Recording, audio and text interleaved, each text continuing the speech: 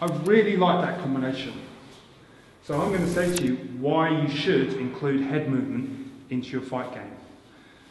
Simply because what it allows you to do when someone punches is move your head offline. Every fighter knows that. Every fighter on the planet knows that if someone's punching you, you have to move your head. You have to move your head. What you can't do is leave your head in a fixed position. Or worse, sit back and hold your head in a fixed position. What you have to do essentially is when someone's punching to your head, move it. The question is, how much do you move it? You don't need to move it a big deal. You don't have to literally bob and weave and go really under the movement and so on.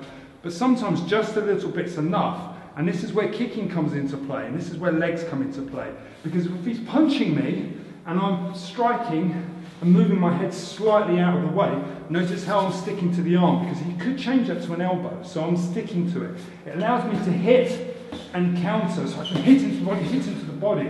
But the reason why I like this, and if you watch my legs, as I'm in this position, it allows me to bring the leg through. It allows me to stamp. And I want to stamp on his leg, because when I'm stamping on his lead leg, it's taking his balance. Let me show you something. Come forward, put the leg forward. If the punch comes in from this position, what does he do with his leg? He puts all his weight on his front leg. So when he puts all his weight on his front leg, if I push into the leg, it starts to take his balance. Now that is the key to fighting. Now the reason why it's so good is because when he comes in and he slips, I slip, I move my head offline, and this is the reason why I say it's a good idea. He leaves his weights on his front leg, so he leaves that exposed.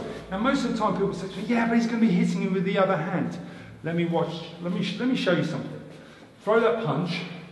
So throw the punch. So his weight's on his front leg, because what he's done is he's turned and twisted into it. I want you, okay, when I say go, I want you to hit me with this arm, right? So all you've got to do is turn in. Okay, go. Okay, now, he's not faking it. The reason why he found it quite hard to punch, he could get the arm to move, but he can't swing the hip. Because what's happening is, if you look at my leg is being turned out, which is actually making it really awkward for you to follow through with your hips. So, the idea of actually slipping your head is to set up your legs, because as I hit into the body, hit into the body, I could follow up with a stamp. Boom, can you see how I lift my knee, stamp onto the inside of the leg, and that locks his hip, makes it really difficult for him to throw the other hand because he's stuffed. So as a combination, when you're fighting, do use head movement. You don't need to use it to the extreme, because in the extreme, when slipping a straight punch, I want to be punch again, boom, sorry. But I want to be close enough that when he comes in, go again, 1, 2, I'm here to strike and open up, move in and keep the pressure up on him. Even if he is unwinding on me, bang, I'm in the zone, I'm fighting close. Move your head or check your head movement. Thanks for watching.